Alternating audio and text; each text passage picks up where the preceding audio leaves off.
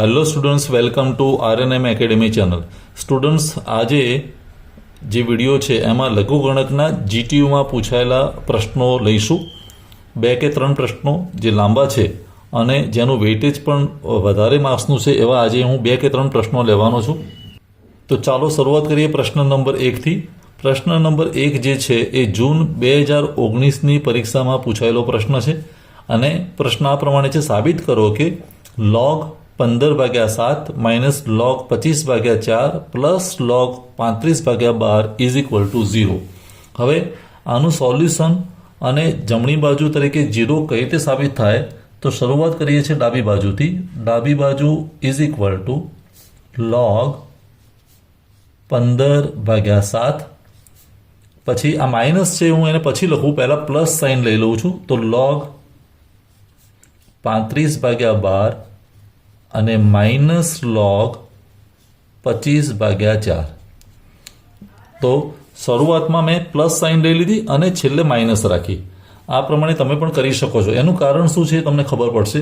હવે જ્યાં 2 log વચ્ચે સરવાળો છે તો એ બંને વસ્તુનો હું ગુણાકાર કરી શકું, એટલે log હું અહીંયા શું કરી શકું, 15/7 અને પ્લસ છે એટલે ગુણ્યા 35/12, અને છેલ્લી સાઇન માઇનસ છે તો એને હું ભાગાકાર કરી શકું, ભાગ્યા 25/4. આવું થઈ શકે, 25/4.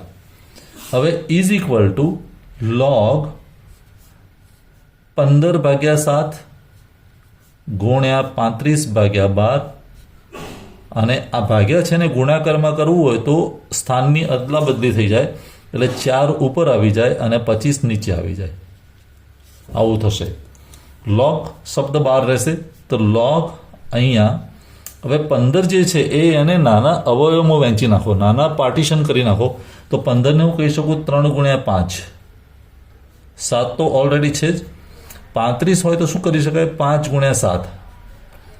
12 છે તો 3/4 અને ગુણ્યા 4 અને 25 એટલે 5/5. આવું થઈ શકે. અને આવું કરવાથી તમે જોશો તો હું જમણી બાજુ એને લખું વધારે સારા ફોર્મમાં, તો ઇઝ ઇક્વલ ટુ અહીંયા શું થશે, એક વસ્તુ કેન્સલ થશે. 3 જતા રહેશે, અહીંયા 4 પણ જતા રહેશે, અહીં 5 પણ જતા રહેશે, આ બીજા 5 પણ કેન્સલ થઈ ગયા, આ 7 પણ કેન્સલ થઈ ગયા, એટલે ઓલમોસ્ટ બધું જ નીકળી જાય છે. અને બધું નીકળી જાય તો log અહીંયા વધેલી વેલ્યુ શું થશે, 1, અને log 1 એટલે 0, અને 0 એટલે જમણી બાજુ. તો આ ઉપરથી આપણે કહી શકીએ કે ડાબી બાજુ બરાબર જમણી બાજુ સાબિત થઈ ગઈ. તો આ રીતે કોઈ પણ પ્રશ્નને તમે સોલ્વ કરી શકો. જે પણ વેલ્યુ અંદર આવે બ્રેકેટની અંદર, એને નાના અવયવોમાં, નાના ભાગમાં વહેંચી નાખો, અને પછી અંશ અને છેદમાંથી ઘણી વસ્તુઓ રિમૂવ થઈ જશે અને આપણને જવાબ મળી જશે.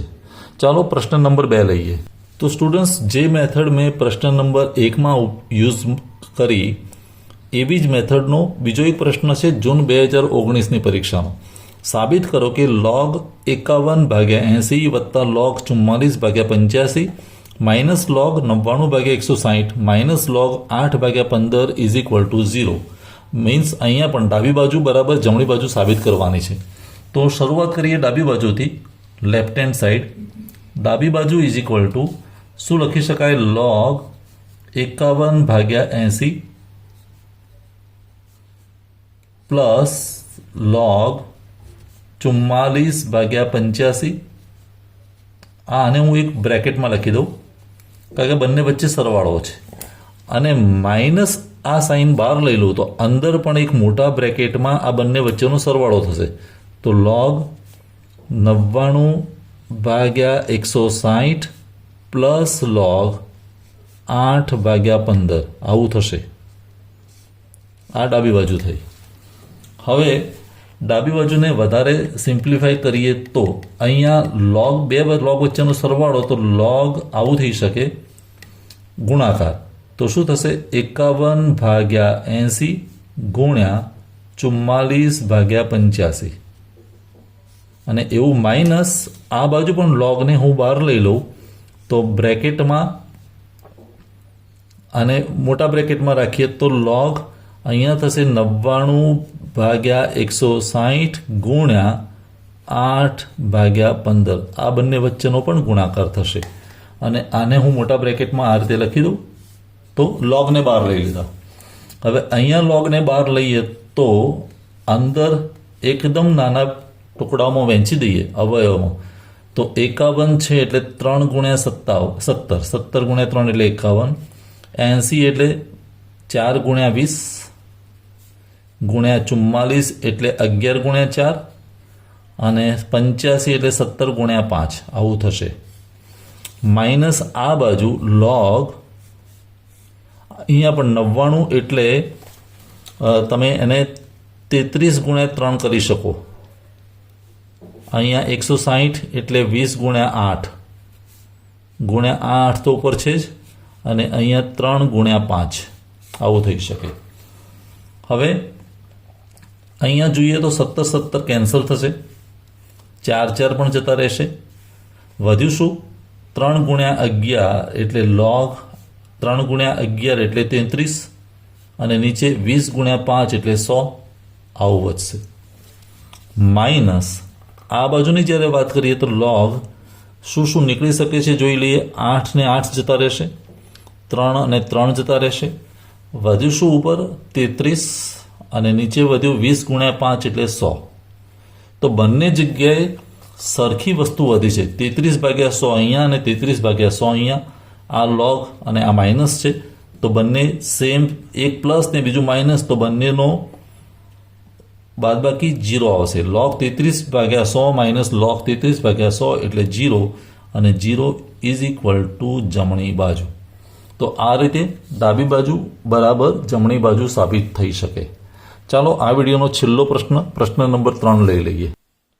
તો સ્ટુડન્ટ્સ છેલ્લે પ્રશ્ન નંબર 3 જોઈ લઈએ. સાબિત કરો કે લોગ 75/16 માઇનસ લોગ 25/81 વત્તા log 32/243 is equal to log 2. તો અહીંયા સૌ પ્રથમ હું લઈ લઉં છું ડાબી બાજુ. ડાબી બાજુ ઇઝ ઇક્વલ ટુ લોગ 75/16 પછી પ્લસ સાઇનવાળું પહેલાં લઈ લઉં તો પ્લસ લોગ 32/243 અને માઇનસવાળી સાઇનવાળો લોગનું જે ટર્મ છે એને છેલ્લે લઈ લઉં તો માઇનસ લોગ 25/81 આવું થશે. હવે ઇઝ ઇક્વલ ટુ બધામાં લોગને હું બહાર લઈ લઉં તો બ્રેકેટમાં શું લખાશે? 75/16 પછી પ્લસ છે એટલે ગુણાકાર 32/243 અને આ માઇનસ છે તો ભાગાકાર 25/81. હવે ઇઝ ઇક્વલ ટુ લોગ 75/16 ગુણાકારમાં 32/243 અને આને પણ મારે ગુણાકારમાં લાવવું હોય તો સ્થાનની અદલા બદલી એટલે 81 ઉપર અને 25 નીચે આવું થશે. હવે ઇઝ ઇક્વલ ટુ લોગ નાના ભાગમાં વહેંચી દઈએ તો 75 અને જો ન વહેંચીએ તો સીધું કરીએ તો 25 ગુણ્યા 3 એટલે 75 એટલે 3 વધશે. 81 ગુણ્યા 3 એટલે 243 એટલે અહીં 3 વધે.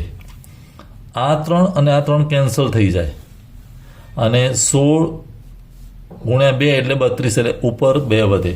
તો બધું જ નીકળી જાય, વધ્યું ઉપર ખાલી અંશમાં 2 તો શું થશે? અહીંયા 2 વધશે એટલે ઇઝ ઇક્વલ ટુ લોગ 2 અને ઇઝ ઇક્વલ ટુ જમણી બાજુ. સિમ્પલ. તમે નાના ભાગમાં ના વહેંચો અને છેદ ઉડાડતા જાઓ તો જે છેલ્લે વધેલો ભાગ છે તે 2 છે તો લોગ 2 ઇઝ ઇક્વલ ટુ જમણી બાજુ. આ રીતે આપણે સાબિત કરી શકીએ. તો આજના વિડીયોમાં આપણે 3 પ્રશ્નો જોયા અને ત્રણેય પ્રશ્નોની મેથડ સેમ છે.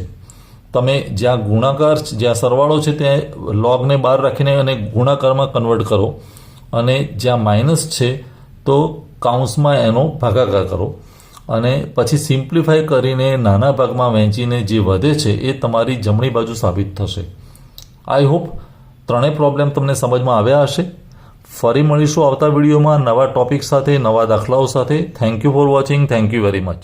अगर आपको ये वीडियो पसंद आया है और आप मेरी चैनल पर नए हैं तो प्लीज मेरे चैनल को लाइक कीजिए, शेयर कीजिए और सब्सक्राइब जरूर कीजिए. Thank you very much.